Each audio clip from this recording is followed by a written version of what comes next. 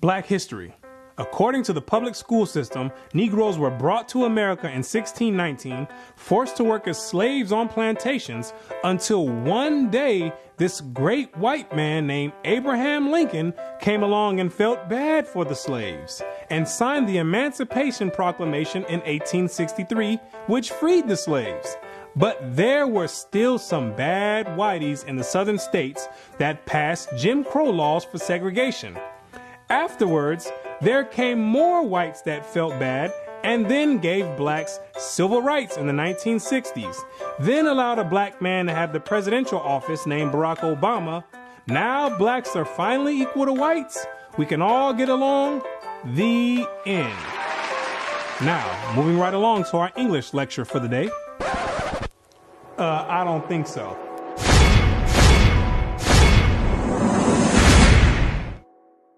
Black history. What do you know about black history? Let me ask you a question. Prior to the transatlantic slave trade in the 1600s, what was your nationality? What did you call yourself? Some may say African. Well, Africa is a continent, and in that continent, there's over 47 different countries in there. Which one do you come from?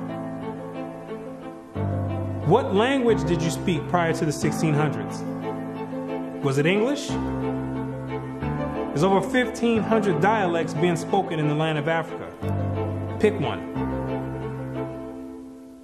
What clothing did you wear? Was it high heels and stilettos? Skinny jeans and Vans? What food did you eat? Hamburgers and hot dogs? French fries and SpaghettiOs?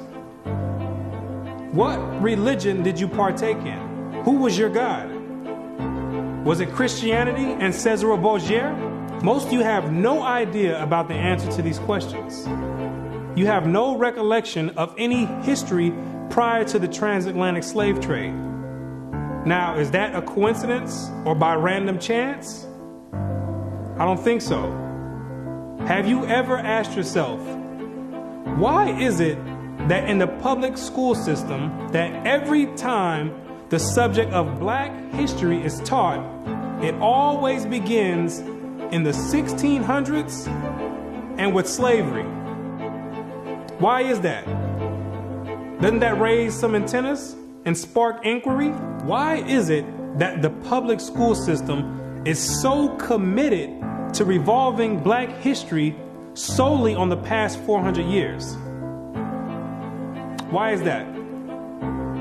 Is it because there's a deficiency in historical data? Or maybe because there's no history at all prior to the 1600s?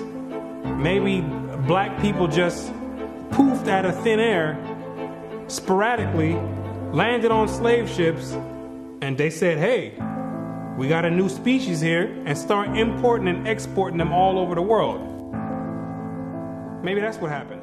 The question arises, what is the drawback on this history? Why does it keep being withheld? What's the big idea about it? Why is it being held hostage? That's the question. Why can't it be expounded on? 100 years prior to the 1600s? 300 years? 500 years? 1,000 years? Why is that information not being revealed? What's the big secret? What's the mysticism about it? What you're going to come to realize is that your identity is the biggest kept secret on the planet Earth. Oh, you thought that NASA and the space station and the secret missions being conducted by them, oh, you thought that was the biggest kept secret on Earth. No, this is bigger than that.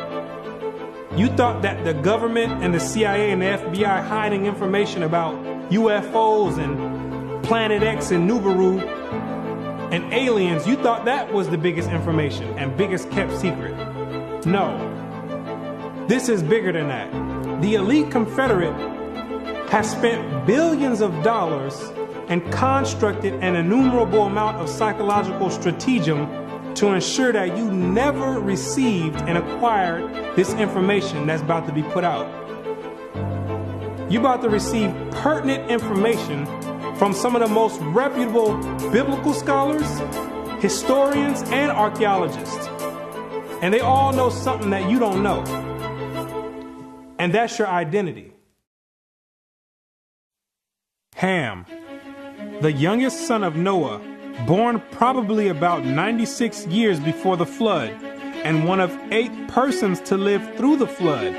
He became the progenitor of the dark races, not the Negroes, but the Egyptians, Ethiopians, Libyans, and Canaanites.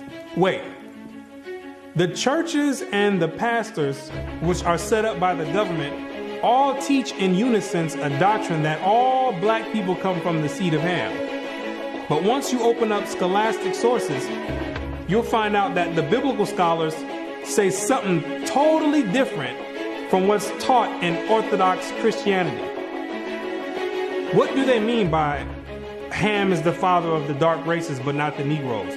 The Negroes themselves are a dark race of people, so how can you say that Ham is the father of all these dark races and exclude the Negroes? What are the biblical scholars trying to convey? What the biblical scholars are saying is that you're not African. There's only 4 families, according to the Bible, that make up the native population of Africa, or the land of Ham.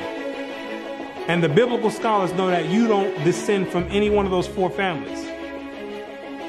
In order to write that in a scholastic and academic book, the biblical scholars have done extensive and thorough research on both the so-called Negroes and the Africans, the native Africans. And they came to the conclusion after the extensive research that the Negroes don't have anything to do with the native Africans at all. They're 2 totally separate people. In the 1840s, Morton collaborated with George R. Glyden, an Egyptologist, who provided him with mummy heads and information about the racial significance of Egyptian tomb inscriptions. In Crania Aegyptiaca, published in 1844, Morton pointed out that both cranial and archaeological evidence showed that the Egyptians were not Negroes. In 1840, Dr. Morton was trying to find out the racial origin of the so-called Negroes that were in America in slavery. So he got together with the Egyptologists, which supplied him with the mummy heads, and what he did was conduct an extensive research on the cranial remains of the heads in Egypt, in contrast to the cranial remains of the heads in America. And what he found out is that the Negroes that were in slavery were not Africans. He found out that the skulls were 2 totally different types of skulls. The Negro's head was longer than the Egyptian head. The physical characteristics from the outside look similar, with the thick lips and the broad nose. But once you start delving into the real characteristics, he found out that there were 2 totally different people, as abolitionists and colonizationists had maintained, and that in fact, blacks had been relegated to the same servile position in ancient Egypt as in modern America. But what Dr. Morton did discover is that the Negroes that were serving slavery in America served the same position and servitude in ancient Egypt when they matched other skulls and other cranial remains in Egypt. They said these are exact matches. So what are the scholars saying? What you're going to find out is that they're saying that you are the biblical Israelites. Yes, you're the same exact people that served slavery in the land of Egypt. You're the same exact people that God sent Moses to go redeem under the hand of Pharaoh. You're the same exact people. And when you read the Bible, you'll find out that slavery is a central theme in the Bible. It's a reoccurring theme with the Israelites. The Israelites cannot run away and get away from serving slavery. It continues to happen over and over, all the way up until today. You came out of Egypt as slaves. came down into the land of Israel, no sooner as you got there, then you had the Assyrians come, capture the land of Israel, and take you and make you slaves. In the 9th year of Hoshea, the king of Assyria took Samaria and carried Israel away into Assyria. You came out of the land of Assyria, went back to the land of Israel.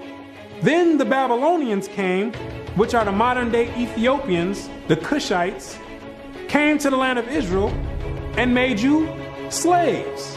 So all Israel were reckoned by genealogies. And behold, they were written in the book of the kings of Israel and Judah, who were carried away to Babylon for their transgression. You came out of the Babylonian captivity, went back to the land of Israel. Then the Persians came on down there, took the Israelites and made you slaves. For we were bondmen, yet our God hath not forsaken us in our bondage, but hath extended mercy unto us in the sight of the kings of Persia. You came back from the Persian Medo captivity, went back to the land of Israel, rebuilt the temple up. Then the Greeks came on down there, took you and made you slaves, to entreat them that they would take the yoke from them. For they saw that the kingdom of the Grecians did oppress Israel with servitude. After you came from the Greek captivity, you went back into the land of Israel, rebuilt the temple because the Greeks were sacrificing swine and pig on the altars. No sooner as you came back to the land of Israel, then the Romans came and had you during the time of Christ as slaves. It was so much slavery going on with the Israelites that Jeremiah himself had to ask, is Israel just put on earth just to be slaves? Is that your whole purpose? Just to be servitude to other nations? Is Israel a servant? Is he a homeborn slave? Why is he spoiled? So you might be asking yourself, if the so-called Negro is part of the 12 tribes of Israel, how in the world did you get to the west coast of Africa? And when ye shall see Jerusalem compassed with armies, then know that the desolation thereof is nigh. This is Christ right here speaking to the Israelites. He says, when you see Jerusalem compassed or surrounded by the Roman armies, then know that the desolation or the destruction of the land of Israel is getting ready to happen. The Romans getting ready to come in here and tear some stuff up. Then let them which are in Judea flee to the mountains, and let them which are in the midst of it depart out. And Christ says, when you see the Romans coming in, you better get ready to flee into the mountains. And what you're going to realize is that the mountains that he was talking about was the land of Africa. It was the same exact place that Mary and Joseph took Jesus when they were fleeing from Herod when he was trying to come find Jesus to kill him. They went right into Africa. And the Israelites went into Africa as well, fleeing from the Romans. In the year 65 BC, the Roman armies under General Pompey captured Jerusalem. In 70 AD, General Vespasian and his son Titus put an end to the Jewish state with great slaughter.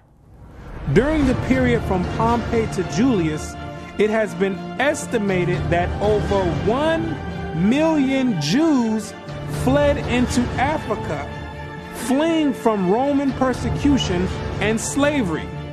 The slave markets were full of black Jewish slaves. Over 1 million of you Israelites fled from the land of Israel into the land of Africa, running away from the Romans because the Romans was coming to put slaughter to the Israelites. The ones that didn't take heed to the prophecy of Christ when he said you better leave and go to the mountains, go to Africa, when they got caught by the Romans, they were taken back to Europe and sold in slavery and put in servitude and became gladiators, put in the lions' dens. The pagans and the Romans attacked the Jews indiscriminately, both the Jewish soldiers and the uninvolved peaceful population without mercy.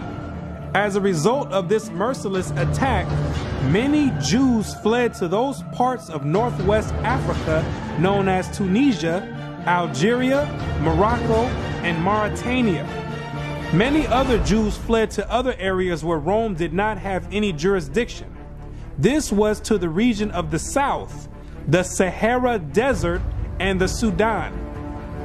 Grazel says, such is the explanation of how the Sahara Desert first acquired Jewish tribes, toughened by a fighting tradition and possessed of physical characteristics, black, which it is said still makes them approximate very closely the original Jewish population of Palestine.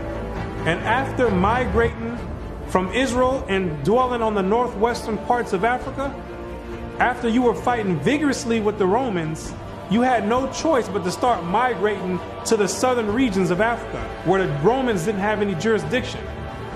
Because the Romans were relentless and they were adamant about putting all Israelites to death.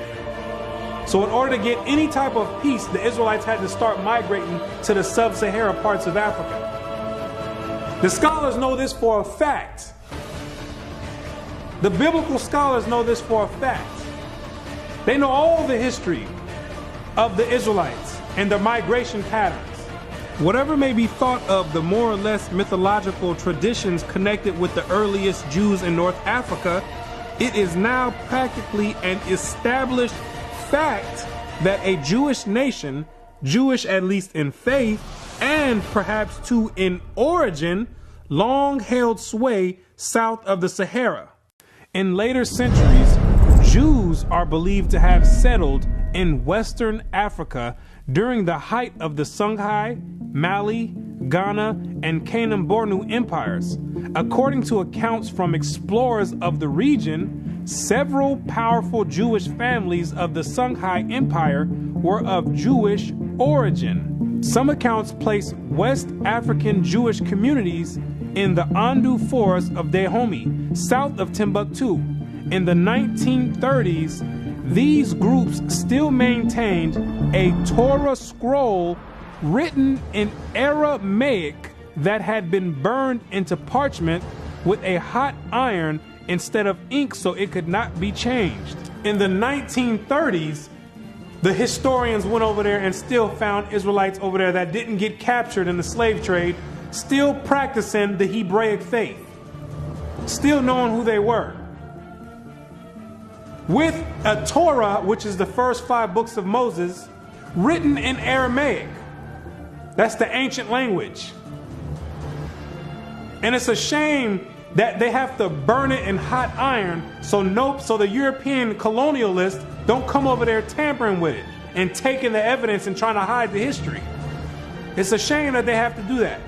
It is a total shame that they have to do that. The black Jews had an advantage over the African tribes.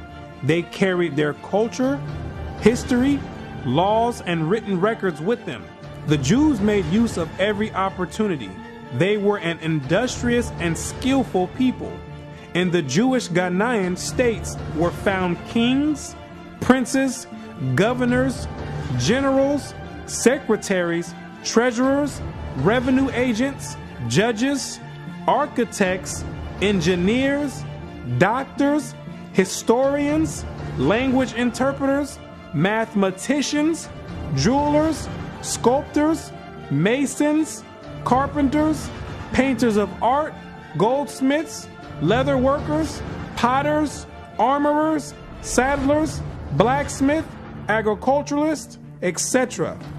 Who told you that you was a bunch of Negroes running around on the west coast of Africa, butt naked, swinging from vines? Who told you that lie? You were and still are a prestigious people, a skillful people. The decline of Jewish communities of the West African Maghreb most likely began with the influx of Arab invaders into North Africa starting in 640 CE and later into West Africa in the 1300s and 14 CE. So after you had established communities and empires on the west coast of Africa, after the 7th century, that's when Muhammad and his band of thugs came down there to the West Coast with the Quran in one hand and a sword in another one. And they were forcibly converting the Israelites into that nonsense Islam. Yeah, I said it, nonsense Islam, because that's not what we were dealing with. That's the Arabs' religion. That's not what we were dealing with. And that was the decline of the Hebraic community over there in the west coast of Africa. And that was the forefront in the beginning of the slave trade. Yea, and what have ye to do with me, O Tyre and Zidon, and all the coast of Palestine? Tyre, Zidon, and the coast of Palestine, those are all ancient Africans that God is referring to. Will ye render me a recompense? And if ye recompense me, swiftly and speedily will I return your recompense upon your own head. Because ye have taken my silver and my gold, and carried into your temples my goodly pleasant things. The children also of Judah and the children of Jerusalem have ye sold unto the Grecians. The Africans got together with the so-called Grecians or the Europeans, and they commenced in selling the Israelites that were dwelling on the west coast of Africa in slavery. There's your slave trade right there in the Bible. Both buyers, Europeans, and sellers, Africans, saw the people traded into captivity on the African coast as outsiders. Now, why did those Africans see you as outsiders? Because you were some people that migrated and encroached on their land. They knew you were not the same exact people. The customs that you had, the way you moved, they knew you were not the same people, so they had no problem commencing in a slave trade with the Europeans. Do you be crazy to believe that Africans were selling their own people? That makes no sense at all. When the Europeans put that in the textbooks, they're using technicalities, saying Africans sold other Africans. When they're using technicalities, what they mean to say is native Africans were selling Israelites that were living in Africa. It'd be no different if somebody wrote history of 500 years from now and say there was a slave trade that happened here in America. Say black people got together and start selling white people to the Chinese. If somebody with the same mindset that the Europeans have wrote history 500 years from now, they would say Americans were selling other Americans to the Chinese. When it's two totally different nation of people living in America. You can't just say Americans sold other Americans. Two totally different people. It's the same exact scenario on the west coast of Africa. There are both oral and written explanations that trace the origin of the Igbo. And the most tantalizing is an association of the Igbo to the Hebrew race. This assumption is based on the fact that Igbo culture has many similar traditional customs like that of the Jews. Similar customs are observed in marriage negotiations, childbirth and circumcision, restitution, attitude to totem animals and taboos, as well as hospitality to others, especially to strangers, etc. The Igbo are therefore said to be the split and lost group or tribe of Israel that refused to wander further northeast with Moses, but preferred going down southward. The Igbo people have many Jewish traditions. Naomi Katz, the current Israeli ambassador in Nigeria, and others point to their possible ancient Israelite origins. See, the scholars, they've done their research on the Igbo tribe, extensive research. And they've compared the traditions of the Igbo tribe, and they've matched them up to the biblical traditions of the Israelites. And they said, whoa, these are strikingly similar. The only way that these people could be practicing the Hebraic faith this close is if they were the biblical Israelites themselves. So you may ask yourself, what is the significance of the Igbo tribe to the so-called Negro in the Americas? When you do the research, what you're going to find out is that the Igbo tribe is one of the main sought-out tribes that were captured and sold in the transatlantic slave trade and came right here to America. The British were the major buyers before they banned their own slave traffic in 1807. They were replaced by the Portuguese and the Spanish for as long as the traffic continued here. The majority of the captives were speakers of Igbo dialects. You can hear me clearly, Rabbi. Let us have your name once more. My name is Rabbi Yehuda Ben Shomer. Okay. Well, is it okay if we just call you Yehuda? Yeah, that's fine. Today? Okay, yeah, that's fine. No problem at all. I'll go on even further to say this, that the slave trade is actually connected to Deuteronomy 28, because the majority of the slaves that were brought to the Caribbean islands and brought to the Americas were Igbo people, were people of Hebrew and Hebraic Israelite descent, if you will.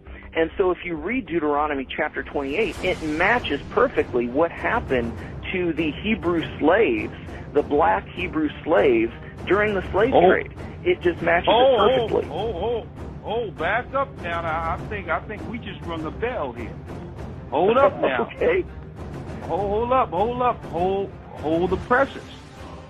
Okay. Hold up. I hope everyone is listening to this. This is you about to rock some boats now, Ben Yehuda there.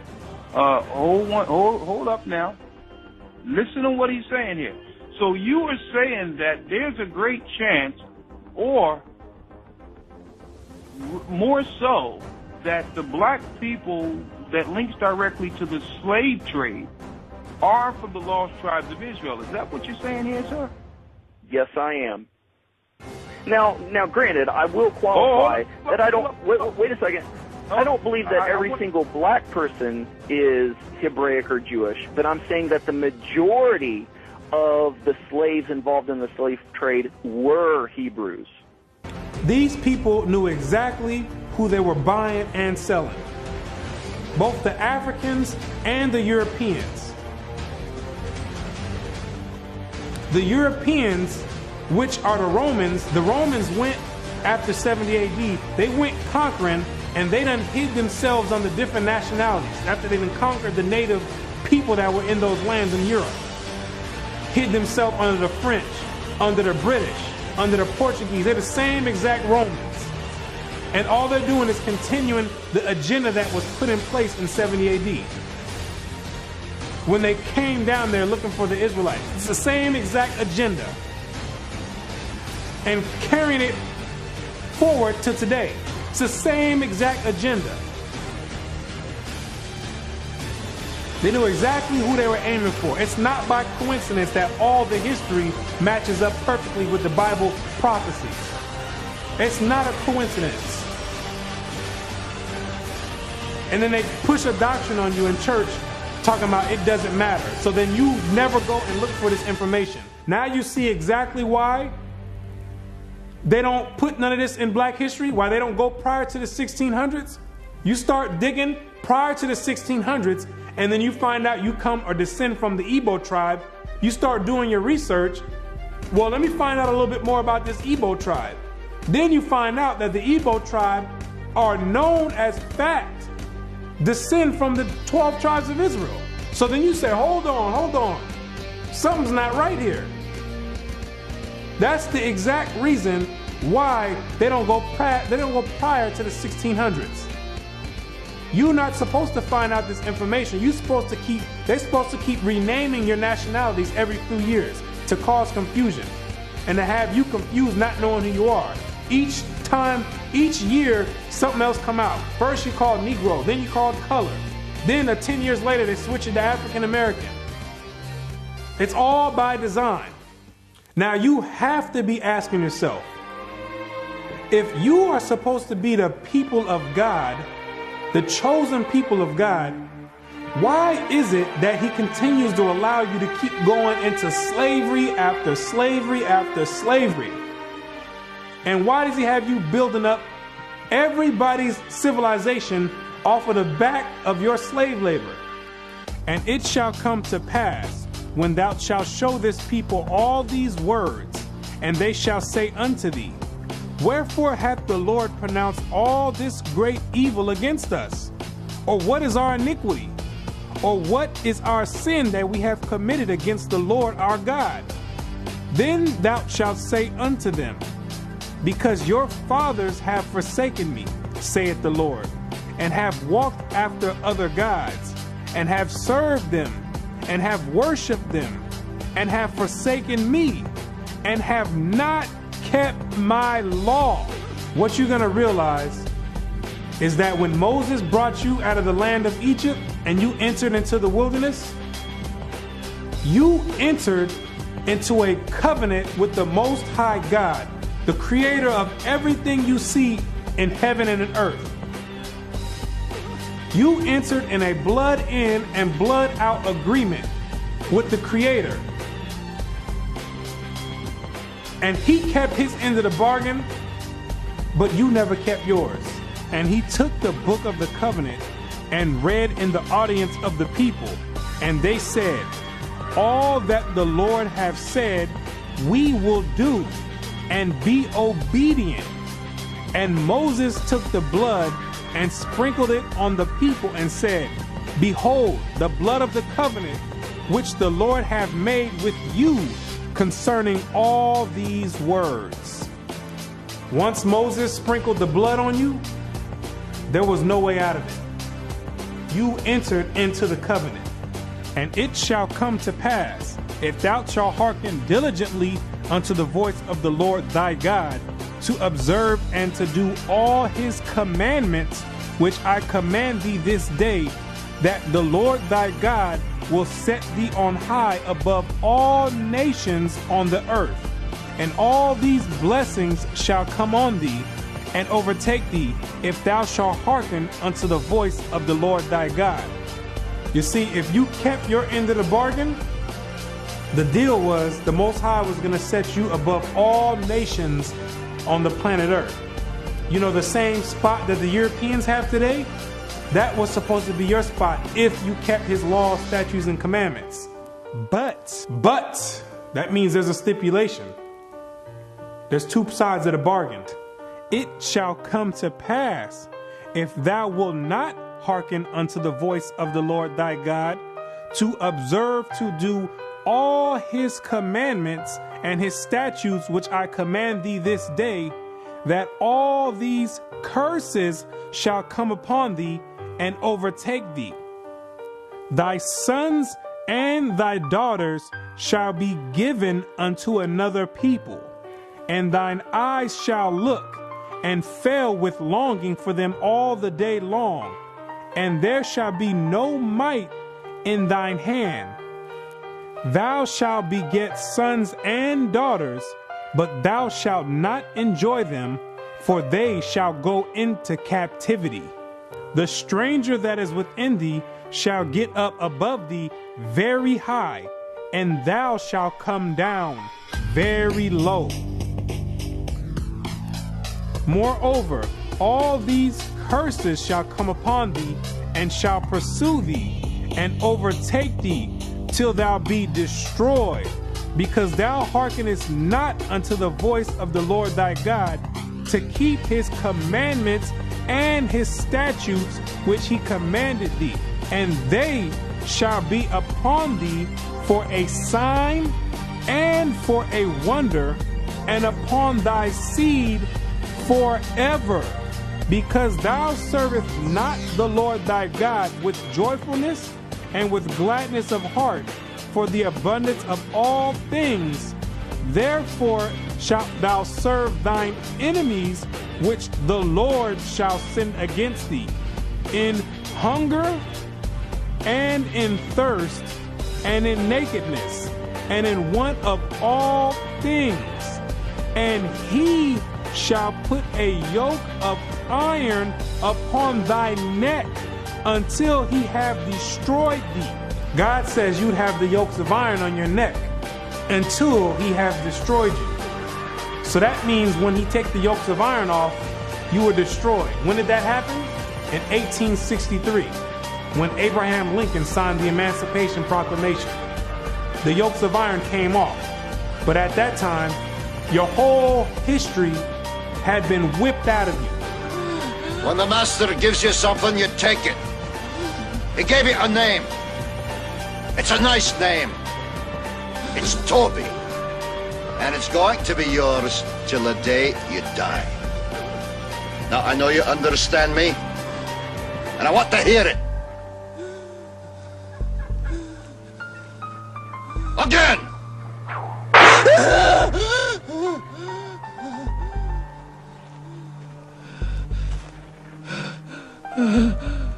I want to hear you say your name. Your name is Toby. What's your name? Gunther.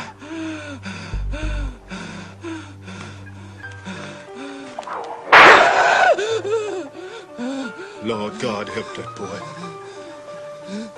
They're gonna whip him dead. What's your name? Say it. Toby. Who are you? Say your name.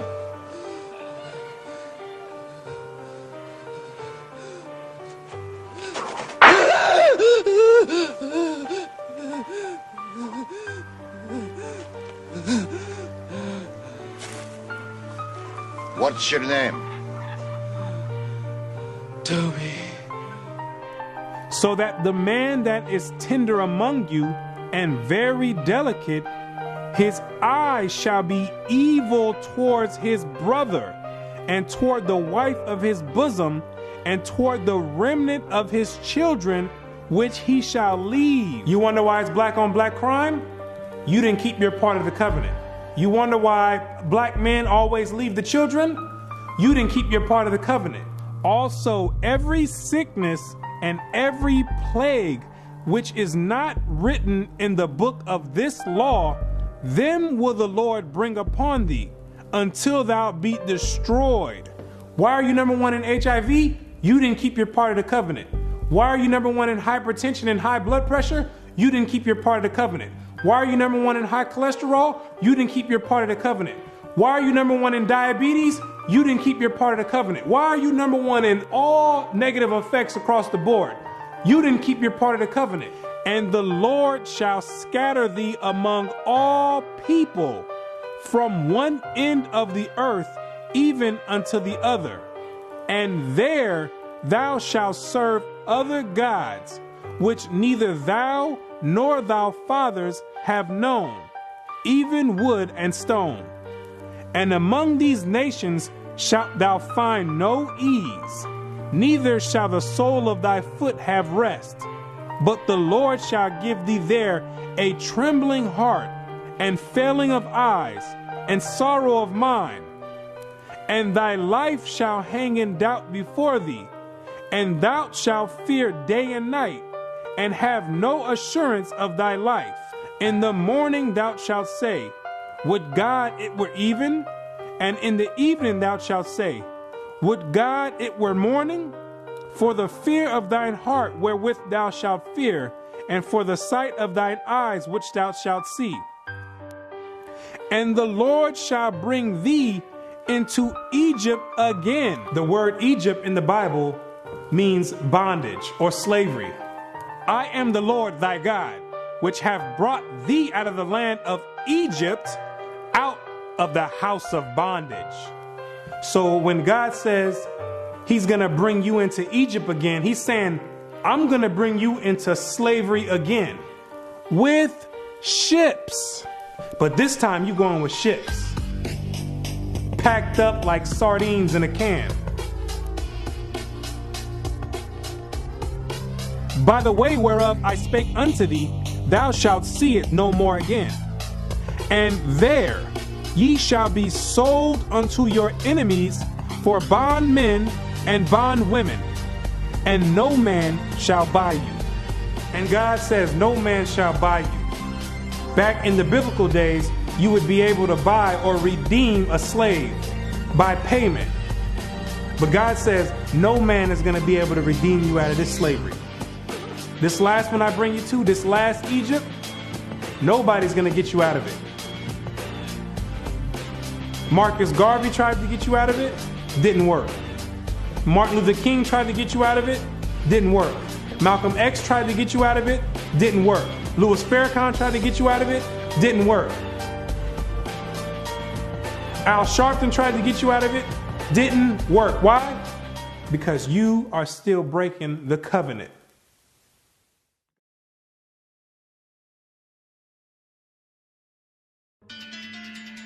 If you're the real Israelites, who are these people over there in the land of Israel claiming to be you? Those are Romans, Europeans. They got pushed up in the South Georgia, Russia, in the Caucasus Mountains, and hid themselves under the name of Khazars.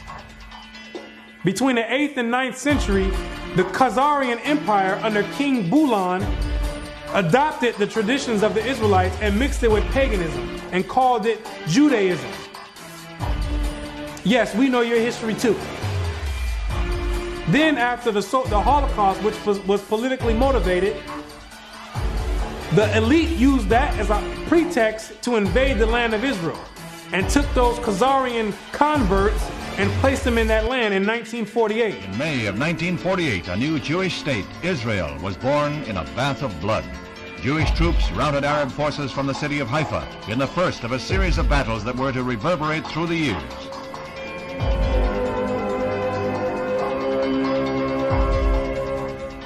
In the year of independence, fighting was fierce in the Negev desert area.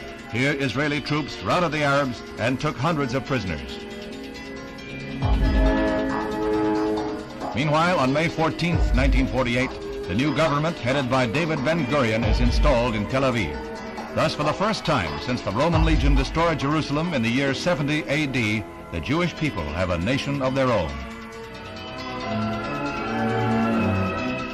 United Nations teams accompany Israeli soldiers under the white flag to retrieve the bodies of soldiers killed in the continuing strife with Arab troops. The UN was able to effect some uneasy pacts calling for a truce, but skirmishes continued to break out. Dr. Chaim Weizmann joined Premier Ben-Gurion in the government. The Jewish patriot became president as Israel went before the United Nations to seek a place in that world body. The Middle Eastern Arabic nations were in violent opposition, and when Israel was voted a membership, they walked out in a body. For the rest of the day, their seats remained empty, but they returned the next morning to no further incident. Thus, history was made as the Jewish state of Israel was born. Conceived in strife and weaned on violence, Israel has flourished to become a constructive voice in world affairs. Her flag became a symbol of hope. To destabilize the Middle East.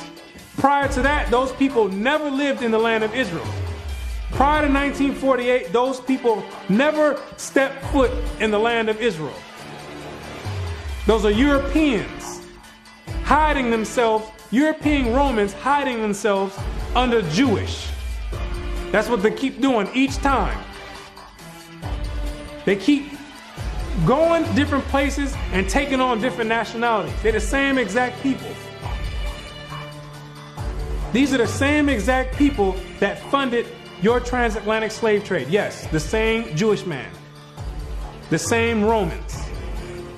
These are the same people that's responsible for your 400-year short span Black history curriculum. These are the same exact people that control the media outlets and push rap music on the whole Black community and support it and push it on the forefront. The same exact people. They control all the media. These are the same exact people that are responsible for your Christian churches in all the neighborhoods in the Black community.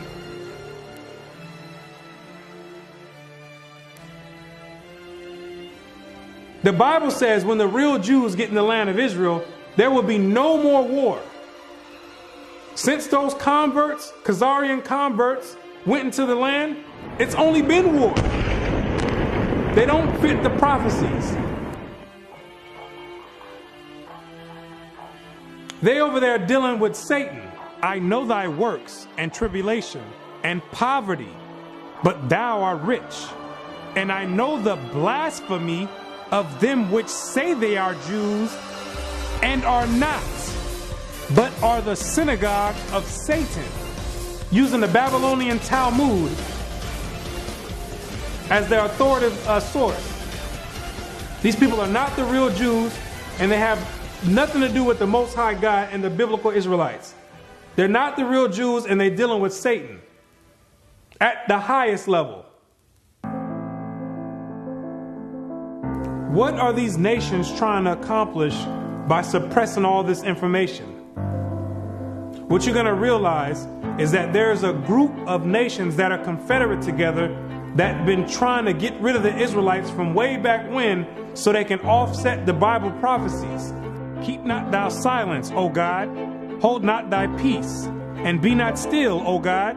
For lo, thine enemies make a tumult, and they that hate thee have lifted up the head.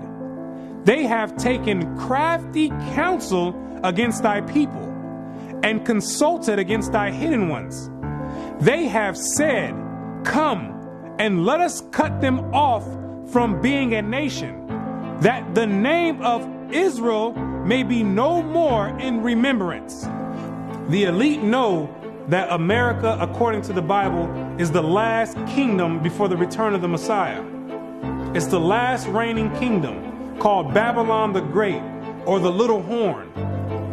And they're trying to offset prophecy and prolong their rulership, because they know that when Christ returns, he and the 144,000 are going to be the next ruling government on the planet Earth. And he that overcometh and keepeth my works unto the end, to him will I give power over the nations, and he shall rule them with a rod of iron. As the vessels of a potter shall they be broken to shivers, even as I received of my Father.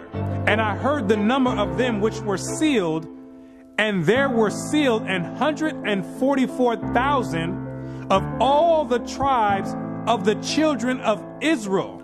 The elite don't want this prophecy to go forth. They're going to do anything in their power to offset the prophecies and prolong their rulership, because they know that once the Israelites are in rulership or in authority, that all these nations that had a hand in enslaving the Israelites, they're all going in captivity. It's going to be their turn for servitude. For the Lord will have mercy on Jacob, and will yet choose Israel, and set them in their own land. And the stranger shall be joined with them, and they shall cleave to the house of Jacob. And the people shall take them and bring them to their place. And the house of Israel shall possess them in the land of the Lord for servants and handmaids.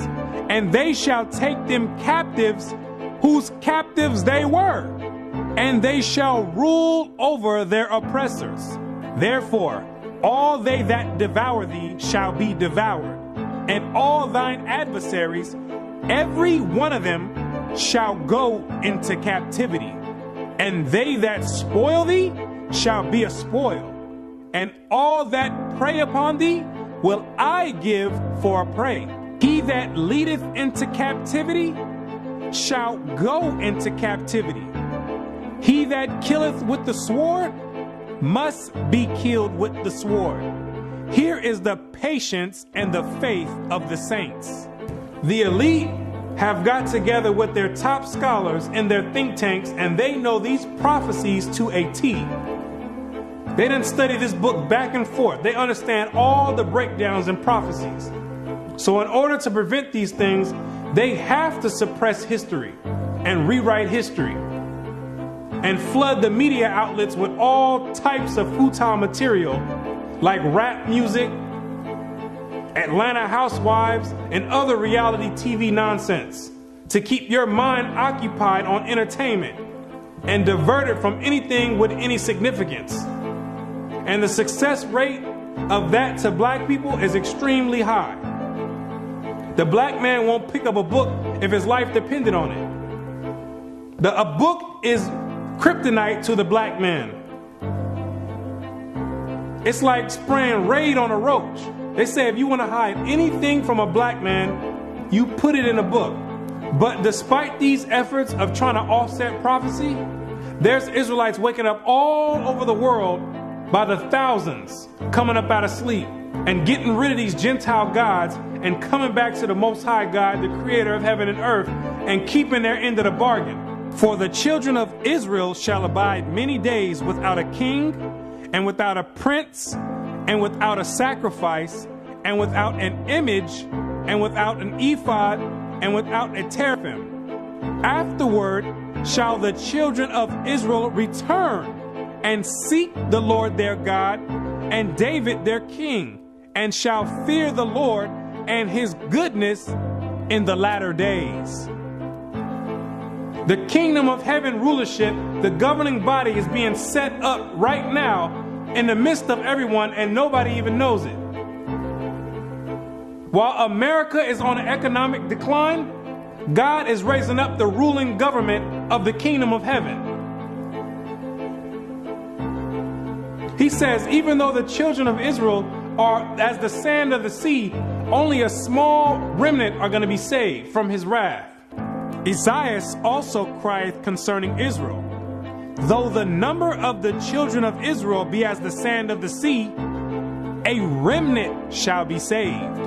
Because the majority of you Israelites are going to be too caught up and bugged out of your mind and caught up in the world and caught up in Christianity to even give the Creator a thought. And even to consider to go back and keep your part of the covenant. But God says, He's not sending you in slavery no more. He says, if you didn't learn this time from all the captivities you've been under, if you didn't learn from getting your backs whipped, if you didn't learn from being hanged, if you didn't learn from having your sons and daughters sold, He says, I'm not bringing you into captivity no more after America. This is the last captivity.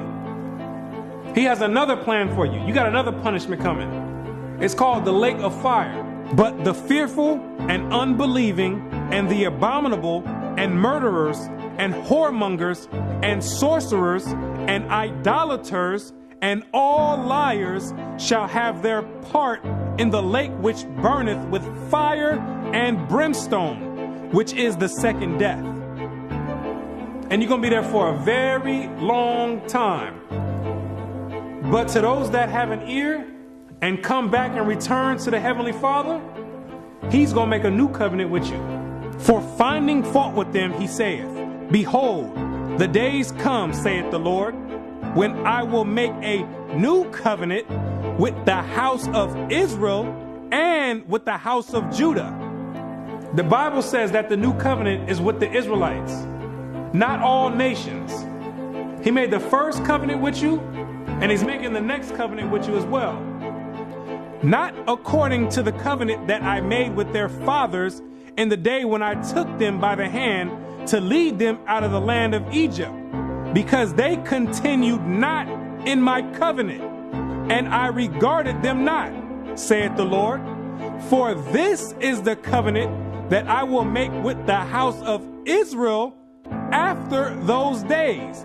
What does it mean after those days? It's talking about when you get into the wilderness.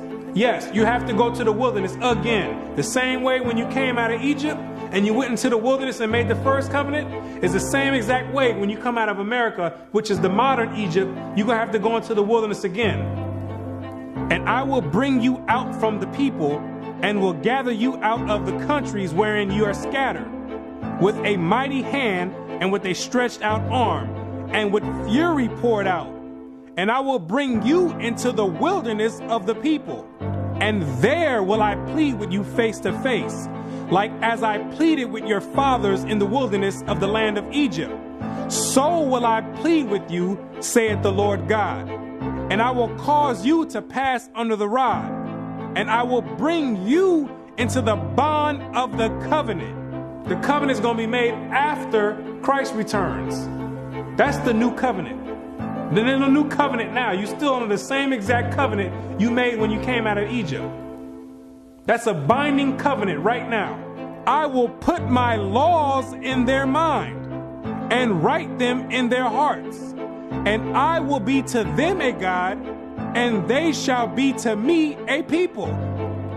And God says he's going to put his laws in your mind. Yes, those same laws that your Christian church teaches are done away with. Those are the laws that are going to govern the kingdom of heaven. The same way America has their laws that govern America. The laws written in the Bible in the first 5 books of Moses, those are the laws that's going to govern the kingdom of heaven. Those are the same exact laws that you promised and made a pact with the Most High saying that you would keep, and you refuse to keep to this day.